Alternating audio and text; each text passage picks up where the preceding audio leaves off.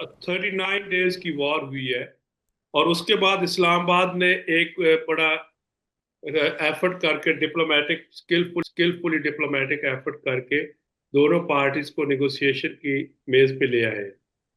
अब ट्रम्प साहब इसमें चाहते हैं कि उनको कोई विक्ट्री मिल जाए, जो कि रिटॉरिक तो उनको मिल रही है, वो बना रहे हैं, मगर प्रैक्टिकली या टेंजिबल कुछ नहीं है। वो कभी रिजीम चेंज की बात करते थे, फिर न्यूक्लियर की, फिर उन्होंने स्ट्रेट ऑफ हार्मोज की, फिर न्यूक्लियर की। तो ये तो कोई क्लैरिटी नहीं है।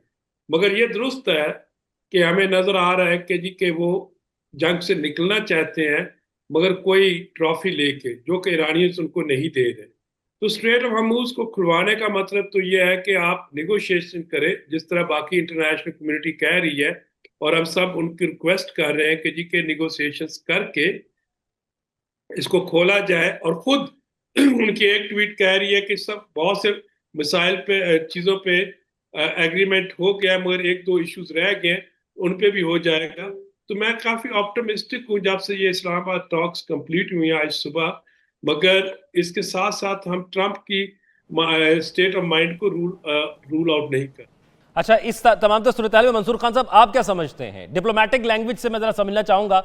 बज़ाहिर तौर पर तो ये बताया गया कि ये कामयाब नहीं हुई या वो डेडलॉक बरकरार है, लेकिन अगर डिप्लोमेसी में देखा जाए तो बैकडोर बहुत से और भी बातें होती हैं जिनको प्री मेच्योर सामने नहीं लाया जाता। तो आपको लगता है कि इससे डेडलॉक अभी भी बरकरार है या ये अब आगे की तरफ बढ़ चुका है मामला?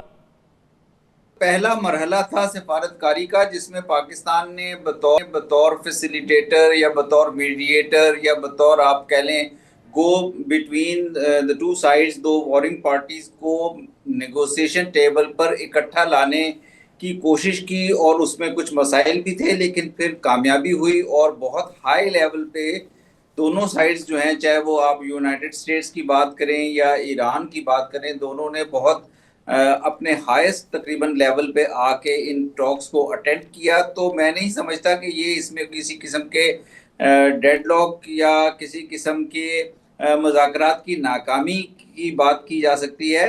पहला मरहला था, ये इसी तरह होना था। दोनों साइड्स ने अपनी पोजीशंस पेश करनी थी, एक दूसरे के साथ भी शेयर करनी थी, पाकिस्तान के साथ भी, और पाकिस्तान की जो कॉम्प्रोमाइज़ की कोशिशें हैं उनका भी जवाब देना था।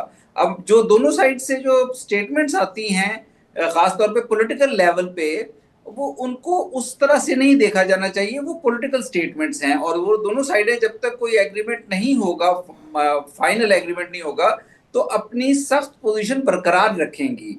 लेकिन अब अगला मरहला जो है वो भी एक मुश्किल मरहला है, ज़्यादा कॉम्प्लेक्स मरहला है, क्योंकि उसमें जो तमाम इश्यूज हैं उनके ऊपर बातचीत हो रही भी है, और वो मजीद होगी। और वो चाहे स्ट्रेट ऑफ हुर्मुज को खुलवाने का मसला हो, इस ऐसे तरीके से जो ईरान के लिए भी एक्सेप्टेबल हो, यूनाइटेड स्टेट्स के लिए भी एक्सेप्टेबल हो, चाहे वो न्यूक्लियर इशू के ऊपर किसी किस्म के एग्रीमेंट पे पहुंचने का हो, या वो रीजन के अंदर जो क्या फ्यूचर का सिक्योरिटी ऑर्डर क्या होगा, इन तमाम मसाइल के ऊपर अब मेरा ख्याल है एक एंगेजमेंट होगी।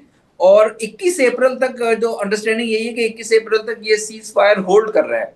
तो बेसिकली 21 अप्रैल तक मेरा ख्याल है पाकिस्तान की कोशिश होगी कि किसी तरह इसमें एक अहम पेशरफ्त हो, और किसी फ्रेमवर्क के ऊपर दोनों पार्टीज एग्री कर लें, जिससे फिर आगे मजीद एग्रीमेंट्स निकलेंगे। तो मैं समझता हूँ कि ये बहुत एक कामयाब कोशिश है पाकिस्तान की तरफ से। पाकिस्तान ने अपने आप को इस रीजन के अंदर पीस बिल्डर के तौर पर पेश किया है, और ईरान और गल्फ कंट्रीज के साथ और यूएस और चाइना के साथ सबके साथ क्लोज रिलेशंस होते हुए फिर भी इम्पोर्टेंट बैलेंसिंग का रोल प्ले किया है। तो मेरा ख्याल है कि दुनिया भर ने पाकिस्तान की इस एफर्ट को सपोर्ट भी किया है। तो मैं समझता हूँ कि ये बड़ी कामयाबी से मरहला पाकिस्तान ने। अच्छा।